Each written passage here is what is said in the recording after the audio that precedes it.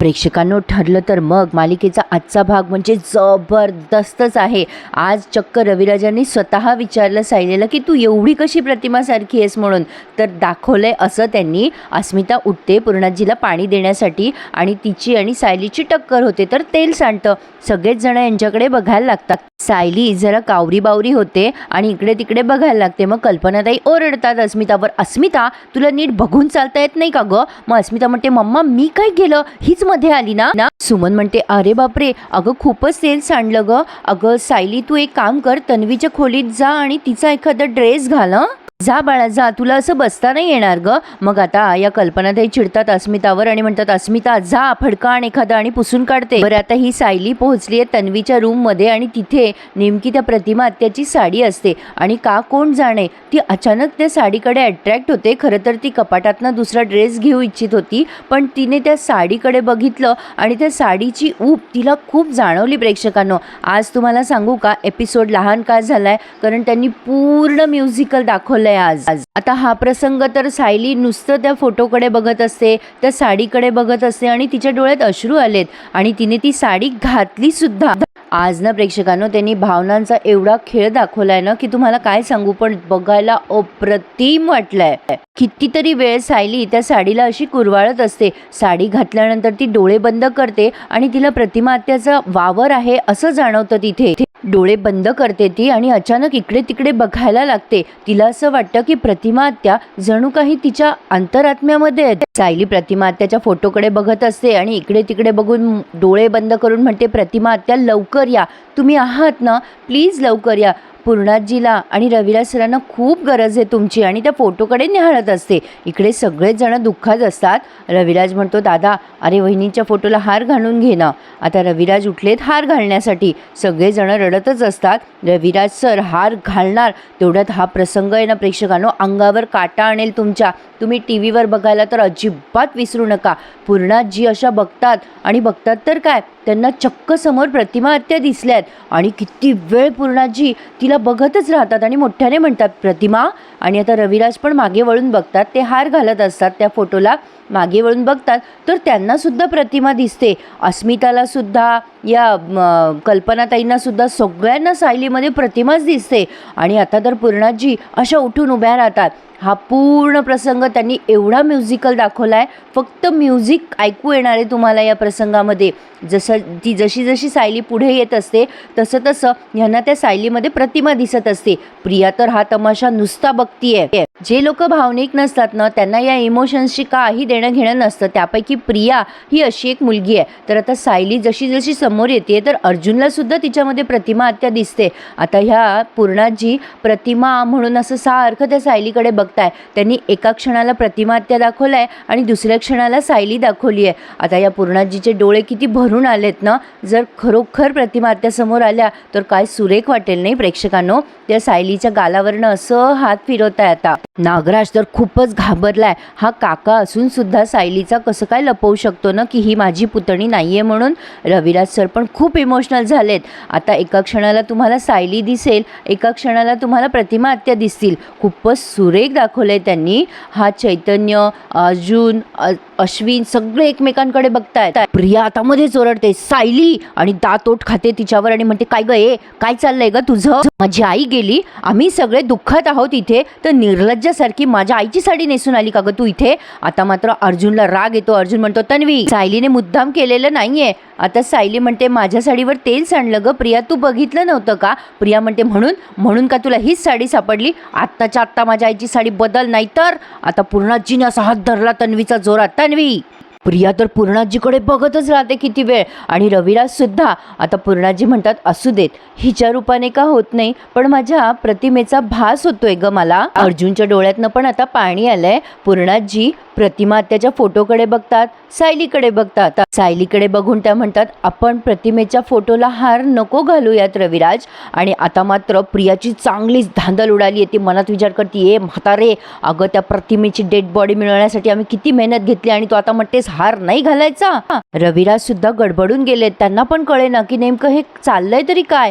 प्रियाचा गटाणा झालाय प्रेक्षकांनो आज, आणि इथून पुढे तर खूपच मजा आली आहे। आजच्या रिव्ह्यूला तुम्ही लाईक करूनच टाका आणि चॅनलही सबस्क्राईब करा। किती वेळ पूर्णाजी सायलीला निहाळत असतात आणि म्हणत असतात माझी प्रतिमा, माझी प्रतिमा. आणि आता सगळ्या अँगलनी त्यांना सारखी ती प्रतिमाच दिसतीये. आणि नागराजला सुद्धा सायलीमध्ये प्रतिमा दिसतीये बरं का प्रेक्षकांनो. त्यामुळे नागराजला पण घाम फुटलाय. आता पूर्णाजी म्हणतात रविराज, मला असं वाटतंय कुठल्या का रूपात होईना पण आज आपल्या प्रतिमाचं अस्तित्व आपल्याला जाणवतंय. आणि पुन्हा किती वेळ प्रतिमा आत्या म्हणूनच सायलीकडे त्या बघतायत आणि पुन्हा रविराजांना म्हणतात आपण तिच्या फोटोला हार घालू नये म्हणून तर हे संकेत देत नसेल ना ती. सगळेजण पूर्णाजीकडे बघतच राहतात. पूर्णाजी म्हणतात रविराज, प्रतिमा आपल्यासाठी कधीही जाणार नाही, ती नेहमीच आपल्यासाठी जिवंत राहणार आहे. म्हणजे प्रियाने जो काही आटापिटा केला तो सगळा फेल झालाय. आता त्या पुन्हा म्हणतात पूर्णाजी रविराज हार नका घालू आणि या प्रतिमेच्या फोटोला पण पुन्हा पुन्हा बघतायत. हा सगळा प्रसंग बघताना माझ्या अंगावर तर खरंच काटा आला होता प्रेक्षकांनो. काय छान दाखवलंय त्यांनी. म्हणतात ना प्रेक्षकांनो, कोणी कितीही वाईट चिंतलं ना तरी सत्याचा विजय होतोच. म्हणजे खरं कधी ना कधी समोर येतं. तसं आज दिसलंय. म्हणजे खूपच भारी दाखवलं त्यांनी आज. सायलीला पण आनंद झालाय हार नाही घालायचा प्रतिमा त्याच्या फोटोवर म्हणून. आणि ह्या पूर्णाजी पण आता हसतायत. लगेच नागराज म्हणतो अरे दादा हार नाही घालायचा म्हणजे? रविराज म्हणतात काही हरकत नाहीये, हार नाही घातला तर काही बिघडत नाहीये. भावनांना कधीच मृत्यू नसतो. आजवर आपण आपल्या प्रतिमेला मनात जपून ठेवलंच होतं ना, इथून पुढे पण असंच जपून ठेवू. इथून पुढे प्रतिमेच्या फोटोला कोणीही हार घालणार नाही. आणि रविराजांनी तो हार ठेवून दिलाय खाली. अर्जुनला खूप आनंद झालाय आता. म्हणजे बघा प्रेक्षकांनो, शेवटी ज्या आपल्या मनातल्या स्ट्रॉंग फिलिंग असतात ना त्या जिंकतातच. आपली इच्छाशक्ती स्ट्रॉंग असली ना की कोणी काहीच बिघडवू शकत नाही आपलं. हे मात्र खरं आहे प्रेक्षकांनो. या गोष्टीचा अनुभव मी स्वतः पण घेतलाय. सगळेजण नुसते एकमेकांच्या चेहऱ्याकडे बघतायत आता. अस्मिता विचार करते झालं इथे येऊन सुद्धा या सायलीने तिचा भंपकपणा दाखवलाच. आता सगळे इमोशनल केस झालेत विनाकारण. प्रियाचा चेहरा तर आज पाहण्यासारखा झालाय प्रेक्षकांनो. बरं आता हे तर काहीच नाही, रात्र झाली आणि आता सायली तिथे सगळी कामं करत असते बिचारी. पुटू असतं ना एखादं माणूस आपल्या घरात असं कामसू. पण आता त्या रविराजांना मात्र तिचा वावर जणू काही प्रतिमेचा वावर आहे असं जाणवतंय. तर आता त्यांना आठवतं की प्रतिमा कशी काम करायची. थकल्यावरती ते त्यांना चहा आणून द्यायचे आणि दोघं जण एकमेकांशी असे गप्पा पण मारायचे. आता हे त्यांनी डायलॉग वगैरे काहीच ऐकवलं नाही आहे, नुसतं हा दृश्य दाखवलंय. म्हणजे रविराजांना हे आठवतंय असं त्यांनी दाखवलंय. आणि कुठेतरी या रविराजांना खूप छान वाटत असतं सायली तिथे आहे म्हणून. बरं आता हे तर काही नाही, आता बघा पुढे काय होतंय ते. तर आता हे कल्पनाताई आणि चैतन्य म्हणतो आम्ही निघतो आता. कल्पनाताई म्हणतात भाऊजी तुम्ही एकटं नका हं वाटून घेऊ. पूर्णाई चला आपण निघूया. मग पूर्णाई म्हणतात अगं कल्पना मी न थांबते आज इथे. माझ्या प्रतिमेचा जिथे वावर होता ना तिथे थांबू दे ग थोड्या वेळ मला कल्पना ना. रविराज म्हणतात बरं होईल पूर्णाई तुम्ही थांबलात तर. अर्जुन म्हणतो अगं पूर्णाजी तुझं जेवण औषधं हे सगळं. मग लगेच सायली म्हणते मी आहे ना. अहो मी थांबते इथे पूर्णाजी जवळ, म्हणजे कोणालाच काळजी नको वाटायला पूर्णाजीची. मग प्रिया म्हणते काही गरज नाहीये तुझी पूर्णाजीची काळजी घ्यायला, मी एकटी समर्थ आहे. तरी सुद्धा सायली तिला अगदी गोड शब्दात उत्तर देते अगं प्रिया पूर्णाजीची डायबिटीसची गोळी असते, त्यांना झोपण्याआधी कोमट पाणी लागतं, त्यांना मध्येच झोपेत धास लागते कधी कधी.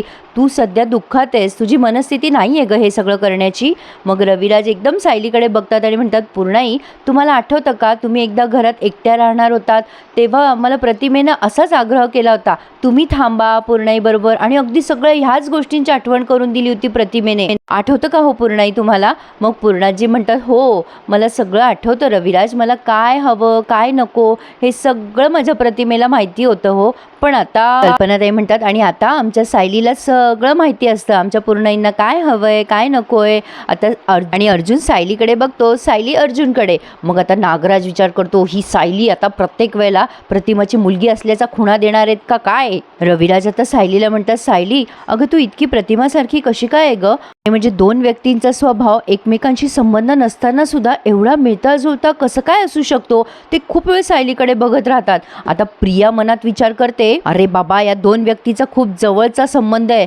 तुला जर कळलं ना बाबा तर मी मेले. आता मला लवकरच काहीतरी प्रतिमागिरी दाखवावीच लागेल. पण हिला कुठे काय जमतंय. मग आता हे रविराजच म्हणतात सायली बाळा तू थांब हं पूर्णाजी बरोबर. मग आता अर्जुन म्हणतो अरे सिनियर तुला सोबत म्हणून नागराज काका आहेतच पण मी सुद्धा थांबू का, तुला सोबत होईल ना माझी. मग आता लगेच प्रिया म्हणते अस्मिता अगं मला सोबत होईल म्हणून तू पण थांबशील का गं आजच्या रात्री. मग आता अस्मिता म्हणते हो थांबेल ना तुला बरं वाटत असेल तर. मग कल्पनाताई म्हणतात बरं पूर्णाई मी निघते हां आता काळजी घ्या. आणि आता चैतन्य आणि या कल्पनाताई निघाल्यात. मग सुमन म्हणते बरं झालं बाई तुम्ही थांबलात पोरांनो, नाहीतर आम्हाला हे घर खायला उठलं असतं. मी ना किचनमध्ये तुमच्या सगळ्यांच्या जेवणाचं मी काहीतरी बघते हां. मग आता लगेच सायली म्हणते काकू तुम्ही बसा हां मी करते स्वयंपाक. मग सुमन म्हणते अगं तू कशाला काम करतेस सायली. सायली म्हणते काही हरकत नाही आहे काकू तुम्ही सगळे दमला आहात ना मी लगेच करते हां तुम्ही बसा. मग आता सायली गेली आहे किचनमध्ये. रविराज सारखे सायलीकडे बघत असतात कारण त्यांना सायलीमध्ये प्रतिमा आत्याचाच वावर जाणवत असतो. आता ना प्रेक्षकांनो फार भारी दाखवलं आहे त्यांनी. ही सायली भाज्या चिरत असते आणि तिला अचानक तिचाच आवाज यायला लागतो लहानपणीचा.